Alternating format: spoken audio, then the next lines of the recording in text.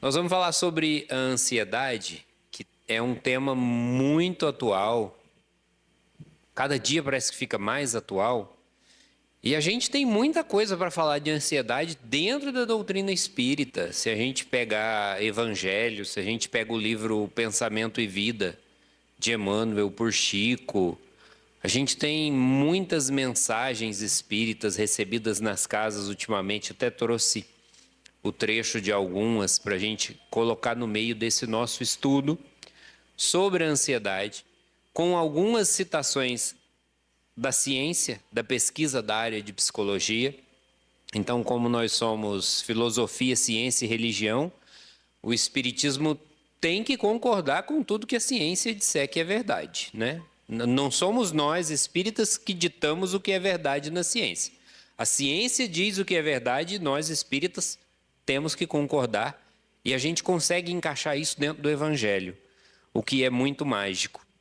Então, se a gente for olhar bem para trás mesmo, a gente vai perceber que a ansiedade sempre foi um assunto relevante, até mesmo na época de Jesus.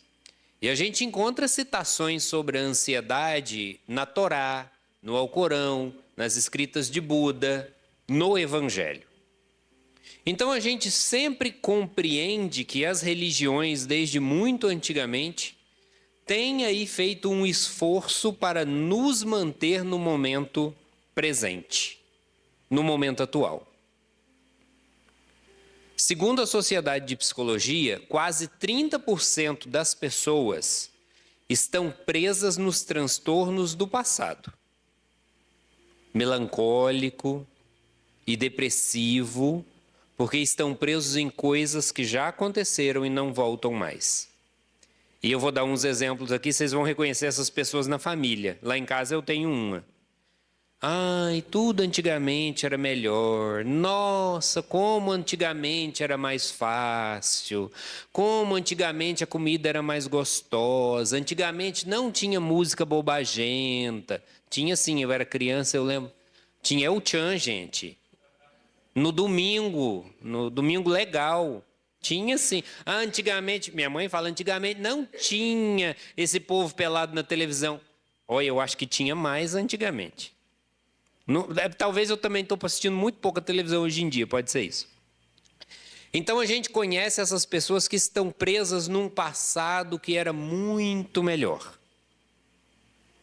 E isso pode, não é a única causa, mas isso pode encaminhar uma melancolia, uma depressão. 30% dessas pessoas. E aí, 68%, quase 70% das pessoas estão presas nos acontecimentos que ainda não aconteceram. No futuro, é a ansiedade. Se a gente for fazer essa conta na ponta do lápis, a cada 10 pessoas, 2 estão no momento presente. 3 estão num passado que era melhor, mais feliz, mais tranquilo, menos violento. E quase 7 estão presas no amanhã. No que eu tenho que fazer amanhã, no que eu tenho que fazer no final de semana, no que eu tenho que fazer no mês que vem. E não durmo porque amanhã tem uma reunião importante. Estava assistindo ontem, lá em casa, Quilos Mortais, versão Brasil.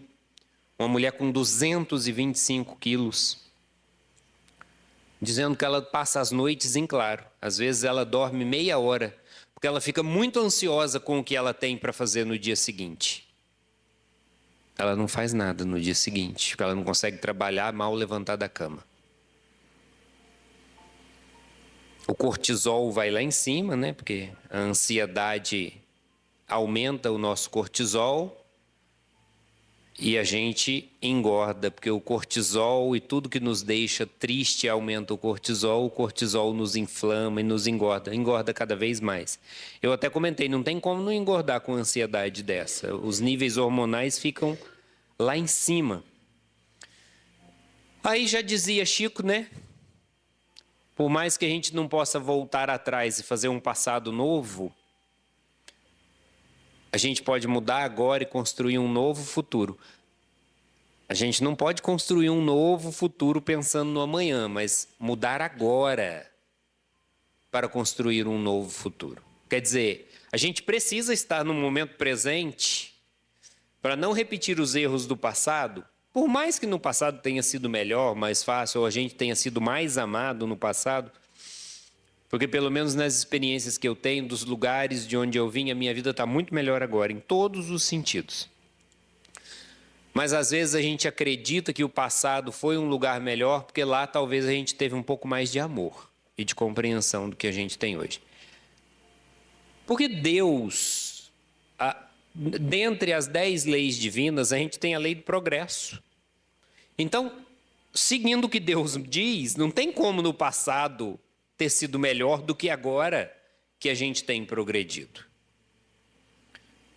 Então pode ser que os nossos cérebros estão nos enganando e a gente está sentindo falta de ser amado, e não do passado.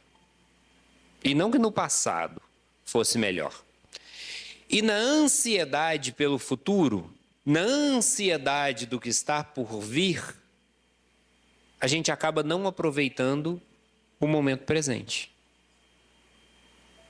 A gente acaba não aproveitando o que a gente está fazendo aqui e agora, porque a gente está pensando no que a gente vai comer quando chegar em casa. E a gente se ocupa dentro dos pensamentos e desliga o que está por fora.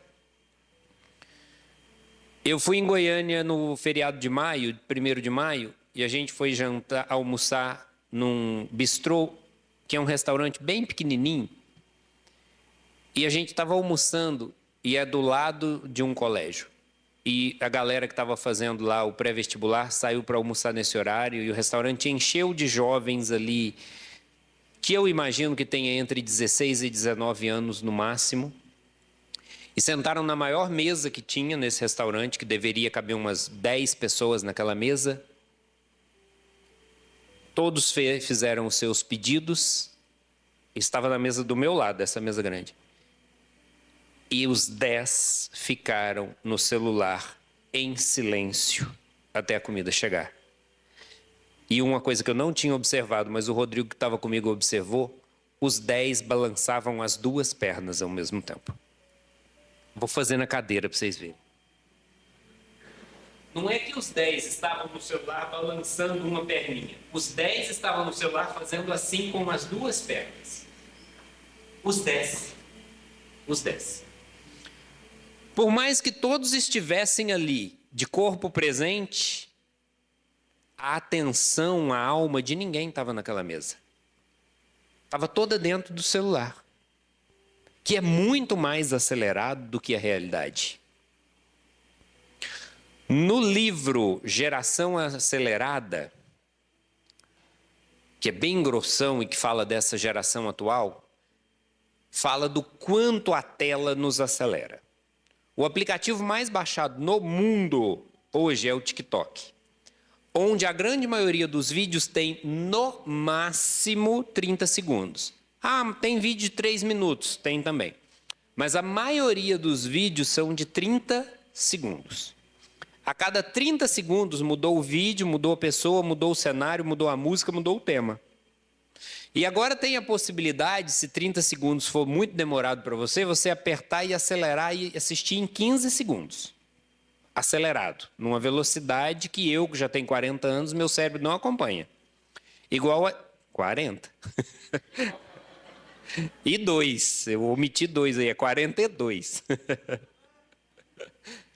Gente, o pessoal que escuta o áudio no WhatsApp vezes 2, eu não consigo. Eu termino o áudio e eu falo, eu não sei o que disseram. Eu escuto assim, eu não consigo. Mas não é porque eu não tenho ansiedade, não. É porque o meu cérebro já não acompanha. Então, se 30 segundos for muito tempo para você, você pode apertar e assistir no vezes 2. E o que eu descobri há 2 finais de semana atrás é que os vídeos de 30 segundos do TikTok já não estão dando muita visualização. Por isso o TikTok está abaixando a entrega, a prospecção dos vídeos de 10 segundos. Os vídeos de 10 segundos têm sido mais assistidos do que os de 30. Agora vamos pensar na velocidade que o cérebro fica. de a cada 10 segundos mudou o tema, mudou o cenário, mudou a pessoa, mudou a cor e mudou a música. O ritmo em que nós vamos treinando o nosso cérebro. Há um ponto que, se a pessoa não falar mais depressa, eu não consigo acompanhar. E ouvir a pessoa falar na velocidade normal já é pouco. Eu preciso acelerar todos os áudios dela no WhatsApp, porque o meu... Não é que o outro está lento, o outro está no ritmo normal. É que o meu ritmo é acelerado. Pesquisa da turma de História. Napoleão Bonaparte, rei na França, recebia de notícias do mundo, em um ano, tudo o que nós recebemos hoje com 40 minutos de Jornal Nacional. Todas as notícias do mundo que a gente vê no Jornal Nacional hoje em 40 minutos é a média de notícia que Napoleão Bonaparte recebia do mundo durante todo o ano. As notícias viajavam de burro, não de internet.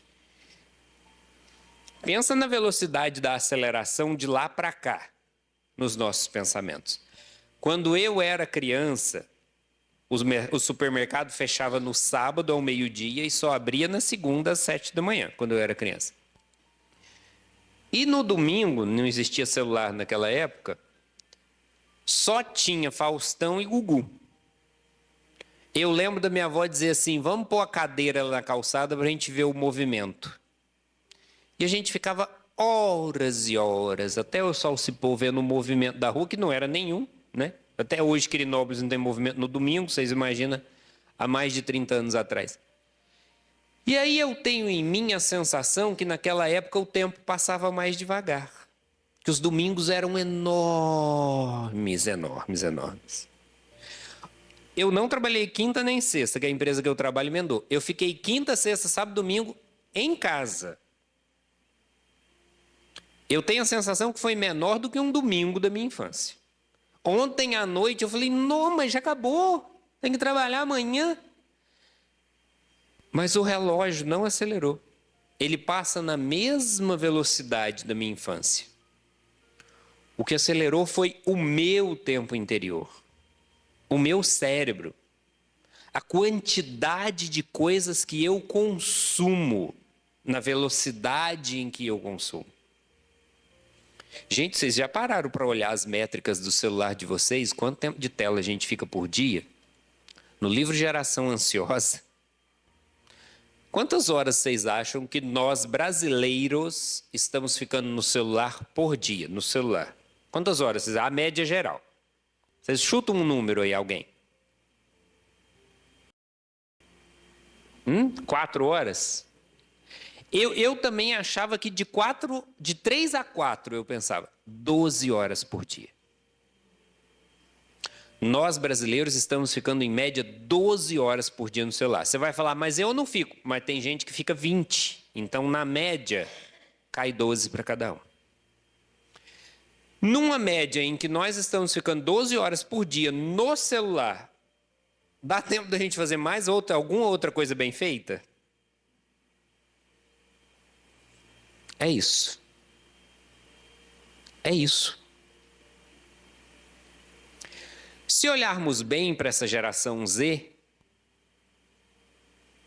que já nasceu na tecnologia, porque a ciência só considera tecnologia quando a gente já existe e aquilo é criado.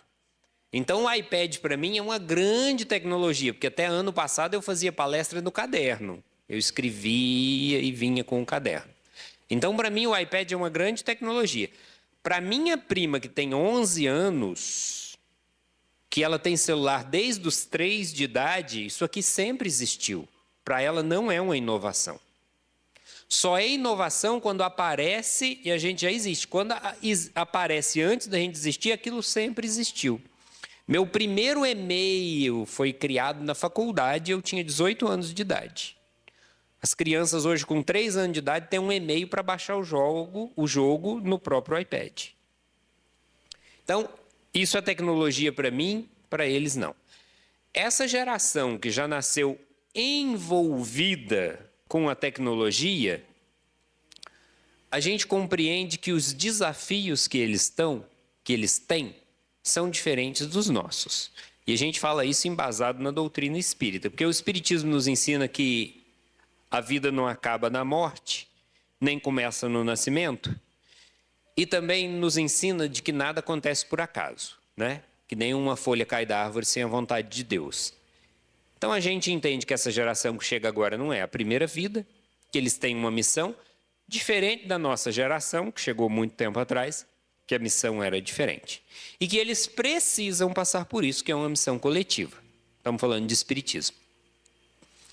Agora entenda, antigamente, na época da minha avó nasceu em 1931, o que eles precisavam sobreviver às provas coletivas era a falta do ar-condicionado, a falta da geladeira. A minha avó contava, a primeira geladeira que ela teve foi aos 41 anos de idade. Até então as frutas tinham que se consumir em 3 dias, porque senão enchia de mosca, mesmo que não tivesse madurado, minha avó contava. E a carne, ou seca de sol e ficava em cima do fogão de lenha para ficar defumando e não dar mosquito, ou afogada na banha, que é a carne de lata. A minha avó teve que sobreviver à guerra, né? Fugir da guerra. Nós, e esta geração que chega agora, eles não têm que sobreviver à guerra.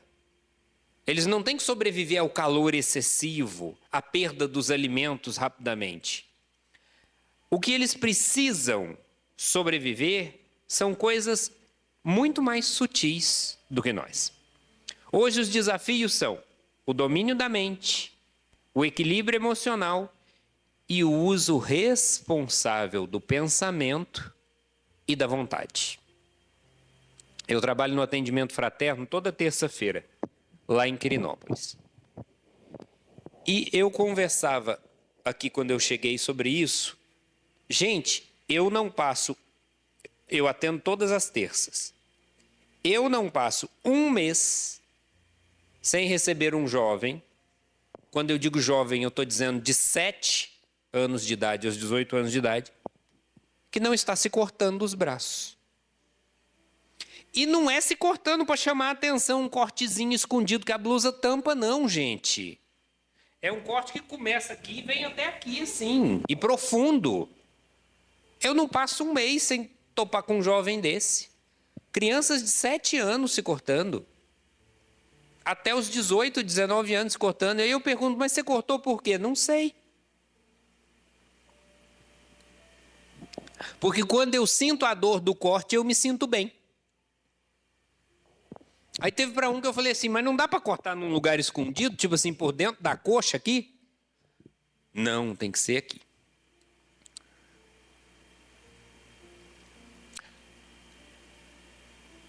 O que eles vieram fazer aqui é diferente do que a gente veio fazer. A prova coletiva deles é o domínio da mente. É o controle da ansiedade ante o que nós chamamos de tecnologia, mas que para eles sempre existiu. Gente, eu fazia trabalho de escola na biblioteca, na Barça à mão. Hoje o trabalho de escola é feito no ChatGPT. Em casa, no quarto, no celular. As coisas estão muito rápidas. E os desafios deles é controlar essa mente ansiosa. Essa geração ansiosa. Mas nós que estamos aqui não estamos ficando muito atrás dessa ansiedade, não. Nós nunca tivemos tanto acesso à informação e tão pouco silêncio interior. Porque Jesus dizia que o reino de Deus está dentro de vós.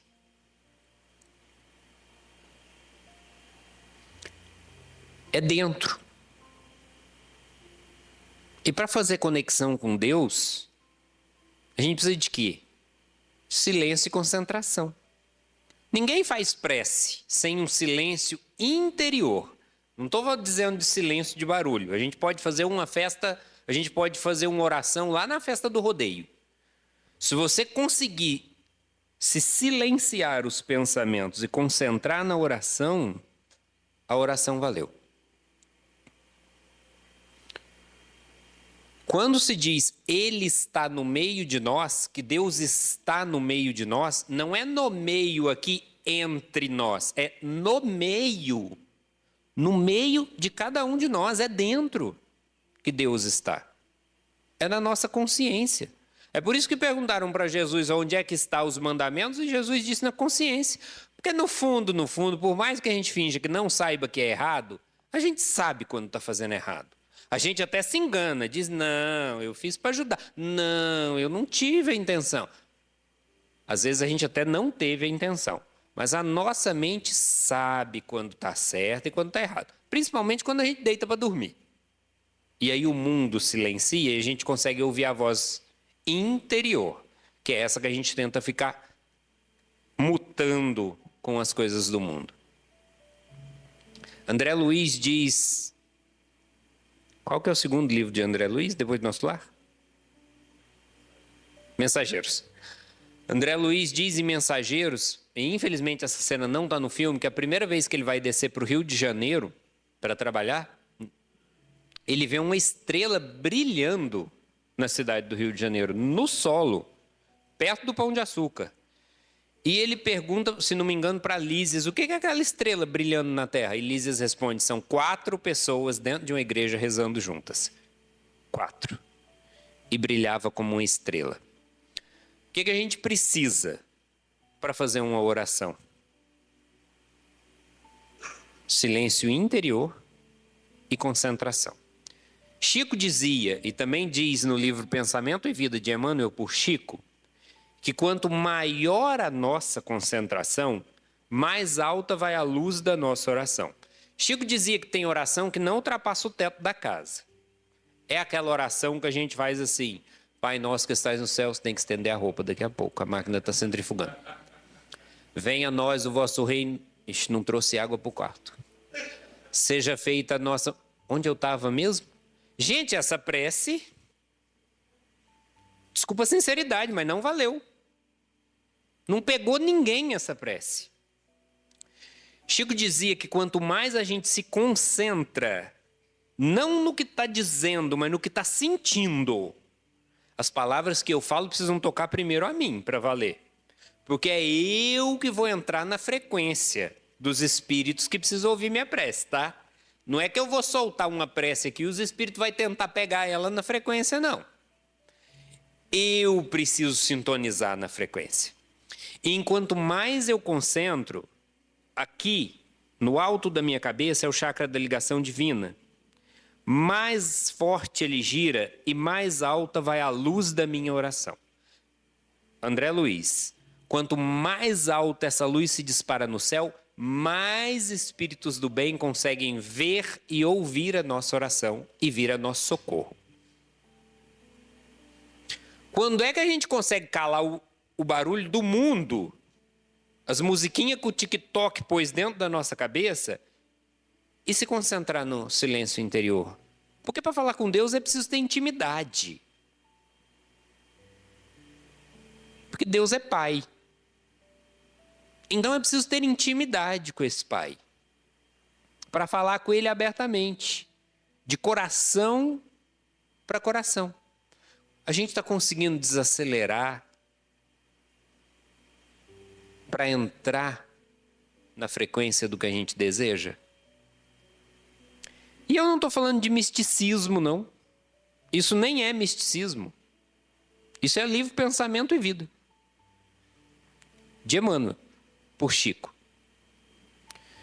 No livro, diz assim: aquilo que pensamos, sentimos e alimentamos mentalmente cria um campo vibratório ao nosso redor.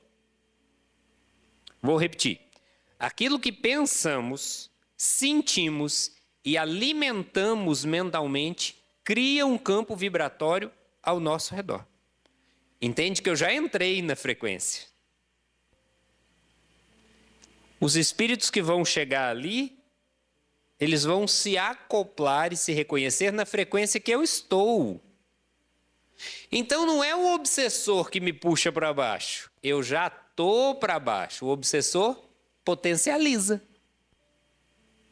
Reunião mediúnica de 2 semanas atrás. Eu falei com o espírito assim: Mas por que você está com ela? Ele falou assim, não sei. Falei, mas você conhece ela? Não. Mas por que você me falou que está deitado na cama dela com ela? Ele falou assim, uai, ela está triste, eu estou triste, aí nós dois ficamos deitados na cama triste juntos, chorando. Eu choro, ela chora, eu choro. E eu repeti, mas você conhece ela? Não. Entendeu, gente? Não é que o Espírito fala, ou aquela pessoa rezando, eu vou lá atentar ela. Não é assim. Eu já estou no ritmo da tentação.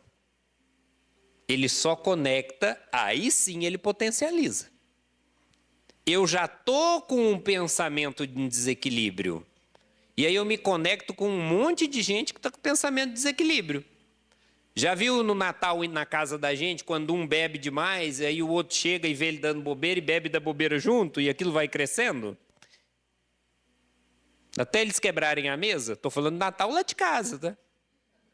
Estou falando Natal lá de casa. Vai se conectando. Quem bebe, só sai com quem bebe, gente. Porque o que nos une aqui hoje para falar de Jesus? A mesma intenção, o mesmo propósito. É isso que nos une aqui. E aí a gente vibra na mesma frequência. Então não vai aparecer um obsessor desavisado aqui porque ele gosta de beber. Ele vai entrar aqui e falar, ô povo chato, rezação sem fim. Quando a mente está em desequilíbrio, a gente abre espaço para a intuição negativa. Ideias repetitivas, pensamentos obsessivos, sentimentos vazios e angústia sem causa aparente. Quando a mente já está em desequilíbrio, a porta já está aberta. Aí a gente encontra amigos que potencializam o que já estava desequilibrado em mim. Quando a gente estava lá na escola, sexta série, alguém vinha e pisava no pé da gente por querer e o outro falava assim, ih, eu não aceitava, eu pisava de volta. Na escola de vocês tinham essas pessoas? Na minha tinha. Eles vêm e potencializam a raiva. Entendeu? É disso que nós estamos falando. Eu já estou com a mente em desequilíbrio. Eu já estou com pensamentos ruins. Aí sim, a espiritualidade vem e desequilibra um pouco mais. Por isso que o excesso de estímulo nos causa prejuízos psicológicos. Vocês já procuraram uma viagem, um tênis, alguma coisa na internet e depois ficou 7 dias aparecendo anúncio daquilo? Até a gente comprar, porque a gente já não aguenta mais ver aquilo fica... Eu procurei um tênis esses dias na internet, gente, tudo que eu entrava era o danado do tênis. Qualquer coisa que eu fosse entrar tinha propaganda do tênis. E o tênis, e o tênis, e o tênis, e o tênis.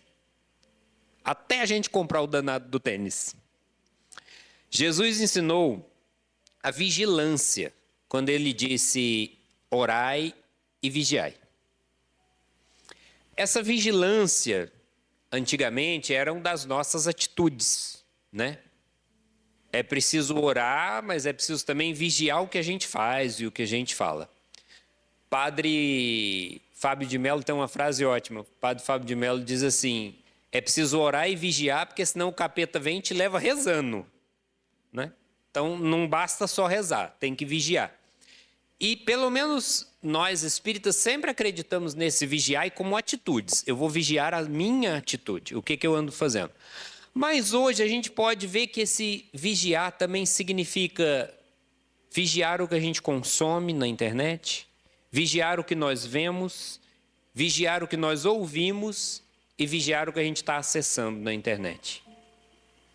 Porque se eu deixo o meu pensamento enveredar por aquilo que eu estou vendo, por aquilo que eu estou ouvindo, eu tomo ódio de um político que nem sabe que eu existo e que eu nunca vi, e que nunca me viu também. Eu tomo ódio de uma pessoa que eu nem conheço. Eu vou para a página do Instagram de uma pessoa que eu nem conheço xingar ela nos comentários. Porque eu entro na frequência.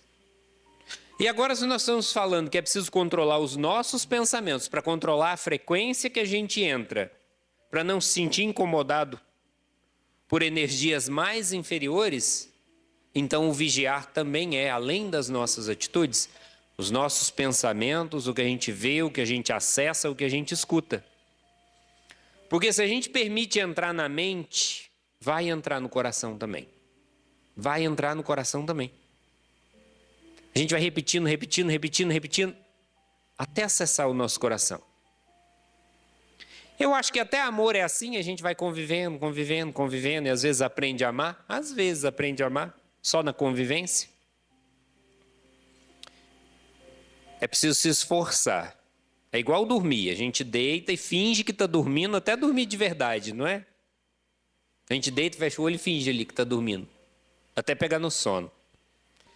Eu acho que ser feliz e desacelerar começa por aí também, sabe? A gente vai fingindo que está feliz, até que a gente encontra a verdadeira felicidade. A gente vai fingindo que está tudo bem, que está tranquilo, que amanhã vai dar certo, até que as coisas dê certo. Não se trata de tirar o celular da mão dos jovens e até da nossa e entubar um evangelho à força ali naquela mão, porque isso não vai fazer sentido. Ainda mais para esses jovens que têm resposta para tudo. Se trata de dar o exemplo, de ser exemplo. Trata de oferecer sentido, de oferecer exemplo, porque Jesus educava pelo exemplo, não pela imposição. E quando a gente impõe, a gente causa ódio, não é amor. Todas as vezes que a minha mãe impunha alguma coisa lá em casa, aquilo virava alvo de mais chinelada.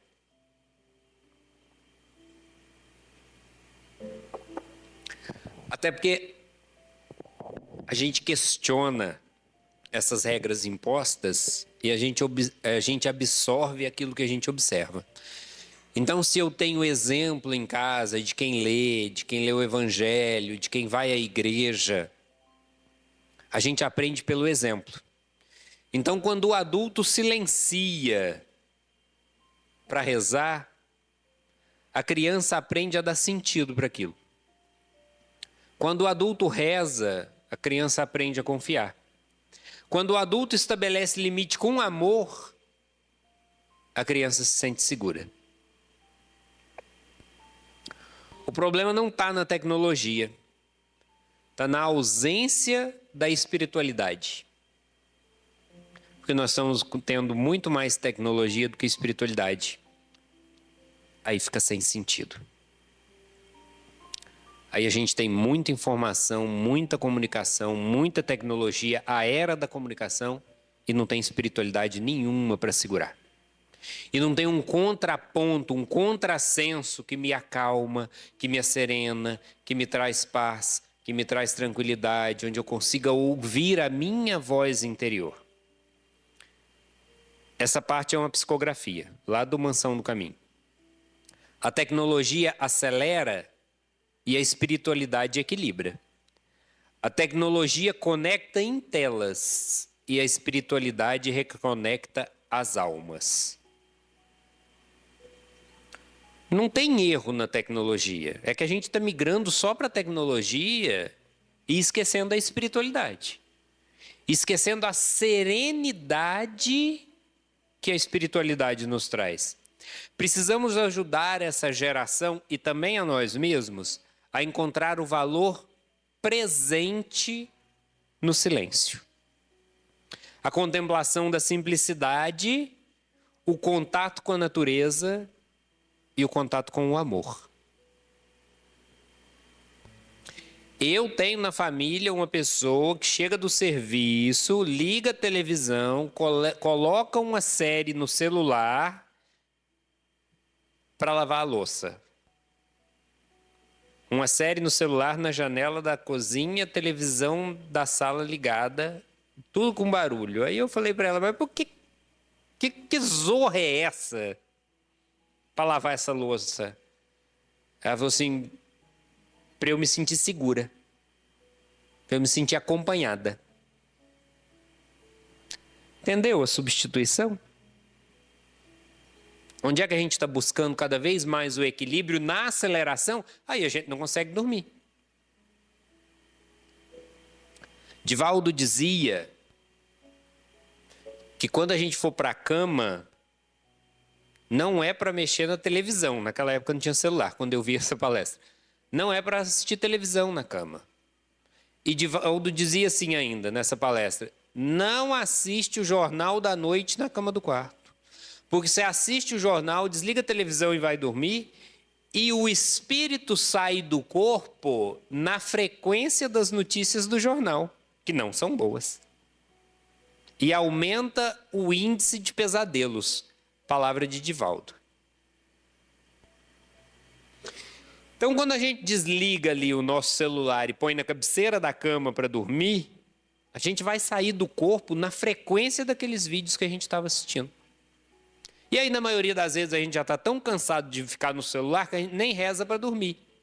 Porque para sair do corpo à noite, a gente tem que sair na frequência da oração. É por isso que Divaldo recomendava rezar antes de dormir e acordar, rezar antes de sair da cama. E Divaldo dizia, para que a gente saia do corpo na frequência da oração e volte para o corpo e para mais um dia na frequência da prece. Não na frequência do vídeo do TikTok, da notícia do acidente na estrada, da notícia do atropelamento da motinha elétrica. Lá em Quirinópolis, todo dia uma motinha elétrica é atropelada por um carro. Todo dia. Todo dia. Eu já vi uns 3 acidentes. O Espiritismo ensina o verdadeiro progresso. E não é apenas o intelectual, mas também o moral. A gente precisa dos dois para ser uma pessoa arejada. Para a gente não ser fanático, sabe? Acho tão triste o fanatismo. Só fala nisso, só fala nisso, só fala nisso, só fala... A gente tem que ser arejado, a gente tem que conseguir ouvir opiniões diferentes que a gente não concorda e não sair no tapa rebatendo. Eu contava aqui hoje, na terça-feira da semana passada, recebi uma pessoa lá no Centro Espírita que acabou de sair do centro de Umbanda, trabalhador da Umbanda. Ele falou assim, vocês me recebem aqui? Eu falei, na hora, vem amanhã, que amanhã a gente tem estudo mediúnico. Volta amanhã. E ouvi dele no estudo mediúnico um monte de coisa que a doutrina espírita não orienta. E eu não rebati nada, eu só ouvi. Quando ele terminou, eu disse, aqui é um pouco diferente, tem muita coisa para a gente conhecer junto ainda. Mas eu me esforço para isso, tá? Não pensa que eu sou bonzinho assim o tempo todo, não. Quando eu estou no centro é mais fácil ser bonzinho, tá? Saibam disso. Muito. Tem um egrégor aqui, no começo eu achava que era falsidade, sabe? Por que no centro a gente chama todo mundo de irmão, fala doce, vai boa noite para todo mundo, até quem não conhece, e na rua a gente não faz isso? A Casa Espírita tem uma egrégora formada por vocês que rezam aqui dentro. Vocês imaginam, aqui tem, vou inventar, 70 pessoas, todo mundo rezando junto aqui, no mínimo esse tanto de gente 2 vezes na semana, vai se criando uma camada de luz sobre a casa. Aí a energia aqui é serena, é tranquila. Então é muito mais fácil ser boa pessoa aqui dentro do que na casa da gente, que a gente reza só uma pessoa uma vez por dia. A egrégora da casa da gente é bem fininha. Então é mais fácil a gente discutir lá do que aqui. O progresso moral tem que caminhar junto do intelectual. E a gente está acelerando o progresso intelectual e esquecendo para trás a nossa moral. Mateus capítulo 6, versículo 31 na Bíblia ou capítulo 26 do Evangelho segundo o Espiritismo. Não vos inquieteis pelo dia de amanhã. Não nos prepareis, tá? Para o dia de amanhã. A gente tem sim que se preparar para o dia de amanhã, saber que amanhã a gente tem que trabalhar, saber que horas a gente tem que levantar amanhã para não chegar atrasado no trabalho, saber que a gente precisa guardar um pouco de dinheiro para as horas de emergência. Não é viver o hoje como se não houvesse amanhã.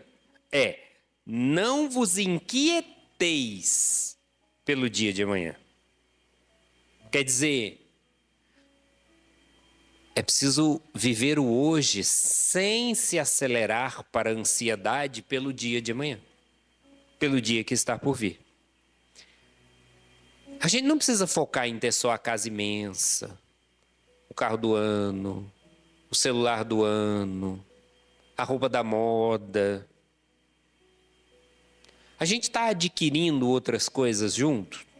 Essa é a preocupação. Ou a gente está só correndo atrás de dinheiro, dinheiro, dinheiro, dinheiro, dinheiro e está deixando para evoluir na próxima encarnação. A moral na próxima.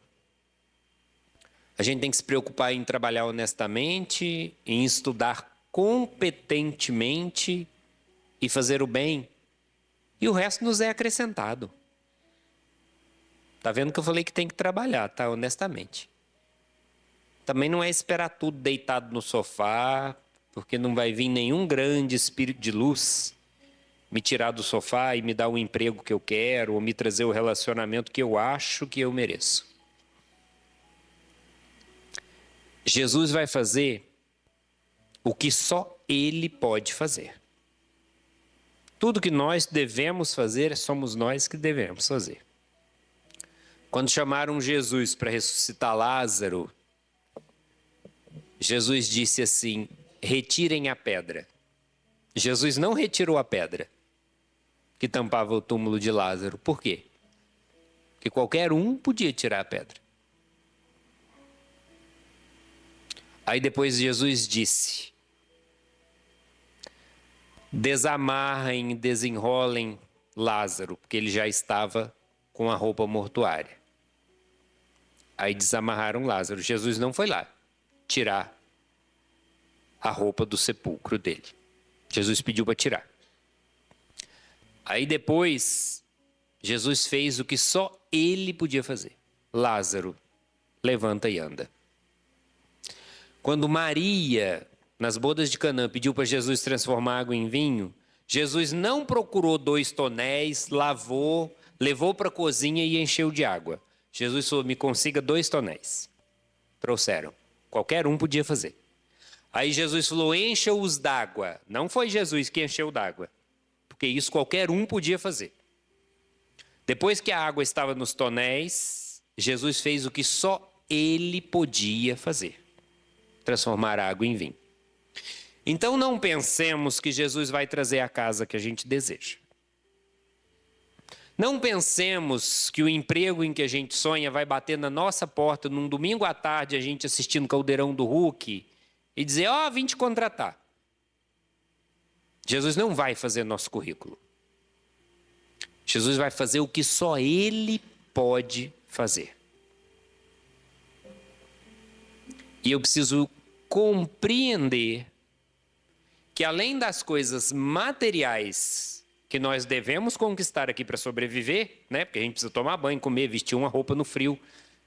Além destas coisas, eu ainda vim aqui para me reajustar com quem eu me desajustei e para aprender ainda mais. Para não surtar, é preciso desacelerar e ouvir a voz interior. Porque Deus está dentro de nós. E no tumulto cerebral em que nós nos encontramos, nós não conseguimos ouvi-lo. É preciso silenciar a mente. Essa parte também é da mesma psicografia que eu citei agorinha. O Espírito chama Isaías e ele é um dos trabalhadores lá do Bezerra de Menezes. Ele trabalha lá na casa. Eu acho que a palestra toda se resume nisso aqui que eu vou ler, porque eu já vou encerrar. O silêncio acalma, a presença acolhe, a espiritualidade fortalece.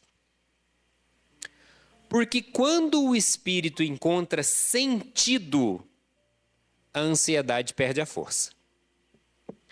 E quando a alma se sente cuidada, a mente entende que ela pode descansar. Que Jesus inspire nossa missão. Vou ler de novo. Presta atenção, gente. Quando o silêncio acalma e a presença acolhe, a espiritualidade fortalece. O silêncio acalma e a presença das pessoas que eu estou é acolhedora, não ameaçadora. Porque quando o espírito encontra sentido, a ansiedade perde a força.